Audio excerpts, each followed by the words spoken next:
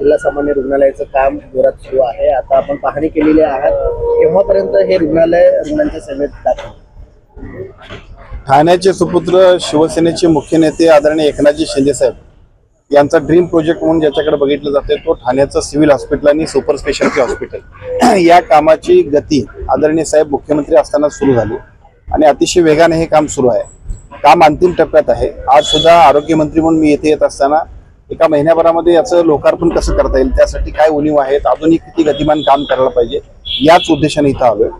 ठाणे, पालघर, पलीकडच्या बाजूला रायगड आणि गुजरातला जाणाऱ्या सुद्धा गुजरात बॉर्डरपर्यंतच्या सगळ्या लोकांसाठी हे सुपर स्पेशालिटी हॉस्पिटल व्हावं अशी ठाणेकरांची भावना होती, या संपूर्ण परिसरातल्या सर्व नागरिकांची भावना होती। आणि आदरणीय शिंदे साहेबांनी आरोग्य विभाग, सार्वजनिक आरोग्य विभागाचं महाराष्ट्रातलं सर्वात मोठं हॉस्पिटल अशी ज्याची ओळख होईल अशा पद्धतीचे हॉस्पिटल उभा केले। काम गतीनं सुरू आहे।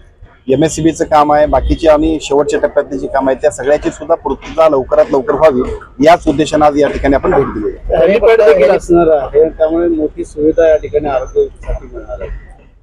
ठाणे जिल्ह्यातूनच सगळे हायवे जातात।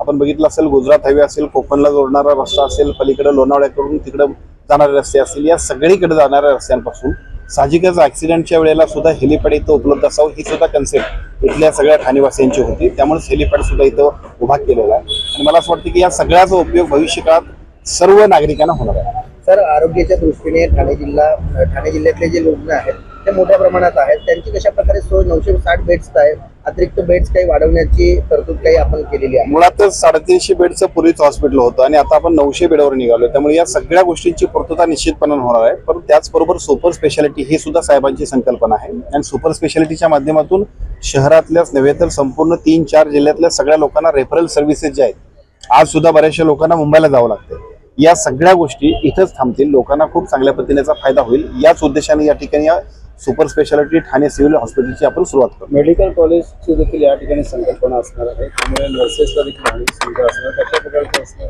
या सगळ्या हॉस्पिटलचा उपयोग सर्वार्थानं इथल्या लोकांना होणार आहे। आपण बघितलं असेल, याच्यापूर्वी GNM आणि ANM साठी सुद्धा इथं नर्सिंगचे कोर्सेस आहेत। आता साहेबांच्याच पुढाकारानं BSc नर्सिंगला सुद्धा मान्यता मिळाली, ते सुद्धा काम गतीनं सुरू आहे। BSc नर्सिंग बरोबर आता इथे ज्यावेळेला 900 बेडचं हॉस्पिटल होते, त्यामुळे साहजिकच इथं मेडिकल कॉलेजसाठी सुद्धा आपण प्रस्ताव दाखल करू शकतो। इथे अतिशय ज्या आवश्यक आहे ते सगळ्या उपलब्ध झाले आहे, त्यामुळे मला असं वाटतं की ते सुद्धा पुढे सुरू करण्यासाठी हरकत नाही। सर, आमदार अपात्रते संदर्भात आज सुप्रीम कोर्टामध्ये सुनावणी आहे, कसं बघता या सुनावणीकडे? मागील अनेक महिन्यांपासून ही प्रलंबित अशी सुनावणी आहे। खरं तर हा विषय आता फार महत्वाचा नाही आहे। महाराष्ट्राच्या जनतेनं कालच्या निवडणुकीमध्ये ज्याच्याबद्दलची पात्रता आणि अपात्रता निश्चित करायला पाहिजे ती केलेली आहे, त्यामुळे तांत्रिक बाबी बाजूला ठेवूया। महाराष्ट्राच्या जनतेनं दिलेला कौल खूप मोठा आहे आणि मला असं वाटतं आदरणीय एकनाथजी शिंदे साहेबांच्या नेतृत्वाखाली ज्या पद्धतीनं महायुतीला अभूतपूर्व यश मिळालं, त्यातून सगळेच पात्रता आणि अपात्रता निश्चित झालेली आहे। सर, स्थानिक स्वराज्य संस्थेची रणधुमाळी सुरू झालेली आहे। कोल्हापूर जिल्ह्यामध्ये चंदगडमध्ये दोन्ही राष्ट्रवादी एकत्रित आलेले आहेत, त्यामुळे कसं पाहता या दोन्ही राष्ट्रवादी एकत्रित येण्याकडे? कारण पालकमंत्री म्हणून आपण आहात, शिवसेनेची त्या ठिकाणी काय वाटचाल असणार? स्थानिक पातळीवरच्या निवडणुका आहेत, तिथं स्थानिक पातळीवरती वेगवेगळ्या पद्धतीचे मतप्रवाह असतात आणि त्यामुळे त्यातून एखादी जर युती होत असेल तर तिथले स्थानिक जे नेते आहेत ते सगळेजण एकमेकांच्या समन्वयाने काम करतील। आमची भूमिका एवढीच आहे की महायुतीच्या वतीनं सर्वत्र एकत्रित समन्वय असावा आणि या समन्वयाच्या माध्यमातून कोल्हापुरातच नव्हे तर महाराष्ट्रात सर्वत्रच महायुतीच्या माध्यमातून सर्व ठिकाणी नगरपालिका असतील, जिल्हा परिषद असतील अथवा उद्याच्या होणाऱ्या महानगरपालिका असतील, इथं महायुतीचा झेंडा फडकावा। राष्ट्रवादीचं म्हणणं आहे की भाजप सुरू इतर जणांशी जे आहे ती युती करावी, येणाऱ्या काळात पाहायला होतं शिंदे गट आणि राष्ट्रवादी आणि एकत्र, हा त्यांचा अजेंडा आहे किंवा त्यांनी ठरवलेला विषय आहे। मला असं वाटतं की आम्ही सगळेजण सत्तेत एकत्रित आहोत। महाराष्ट्राच्या राजकारणामध्ये कालचंच नव्हे तर गेल्या 5-10 वर्षांमध्ये ज्या पद्धतीनं महायुतीचं सरकार काम करते ते अजूनही पुढे चांगल्या पद्धतीने काम करण्यासाठी मुळातच शिवसेना, भाजप आणि राष्ट्रवादी आदरणीय अजितदादांची हे जे काही कॉम्बिनेशन आहे ते पुढे सुद्धा निश्चितपणे चालणार आहे। सर, शेवटचा प्रश्न आहे, समन्वय जो राखला जाईल किंवा युती धर्म हा कोल्हापूर जिल्ह्यात पाळला जात नाहीये का? कारण आपलेच सहकारी मंत्री हसन मुश्रीफ आहेत आणि त्यांनी चंदगडमध्ये दोन्ही राष्ट्रवादींना एकत्रित आणण्याचं काम केलं, मात्र भाजपला त्या ठिकाणी कुठेही विचारात घेतलेलं नाही, तिथे भाजपचे आमदार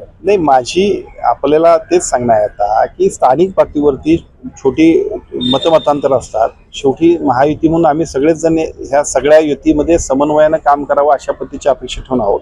आम्ही सगळेजण त्यांच्याशी बोलू. स्थानिक पातळीवरच्या संदर्भांना सुद्धा अधिकाधिक जोडणं आणि महायुतीची सत्ता आणणे यासाठी जो आमचा प्रयत्न आहे तो पुढेही चालू राहील. सर, आता पुण्यासह कोल्हापूरमध्ये सुद्धा बिबट्याचा वावर जो आहे तो मोठ्या प्रमाणात काल एका पोलीस अधिकारी कर्मचाऱ्यावर देखील हल्ला बिबट्याने केलेला पाहायला मिळाला.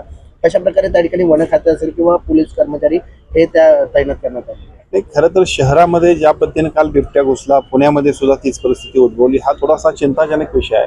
सुप्रीम कोर्टाच्या गाईडलाईन्स, पर्यावरणवाद्यांचं सगळं मत जरी खरं असलं तरी माणसांचं जीवन सुरक्षित ठेवणं ही सुद्धा आम्हा सगळ्यांची जबाबदारी आहे.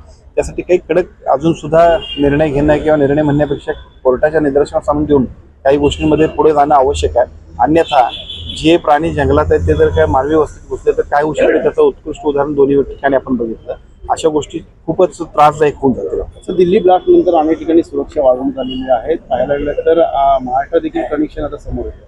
अंबाबाई मंदिर असेल कोल्हापूर जिल्ह्यातलं किंवा इतरही जी पर्यटन स्थळ आहेत या ठिकाणी मुंबईतील सिद्धिविनायक मंदिर असेल या ठिकाणी देखील सुरक्षा तैनात करण्यात आली. दिल्लीचा प्रकार बघितल्यानंतर साहजिकच आहे की सर्वत्र ज्या ठिकाणी अशा पद्धतीच्या घटना घडू शकतील, अशा पद्धतीचे संकेत अथवा अशा पद्धतीचे काही जे निदर्शनास येईल अशा ठिकाणी सुरक्षा वाढवलेली आहे. सरकारच्या वतीने योग्य ती काळजी घेण्याबद्दल सूचना मिळाल्या आणि त्याप्रमाणे काम केले.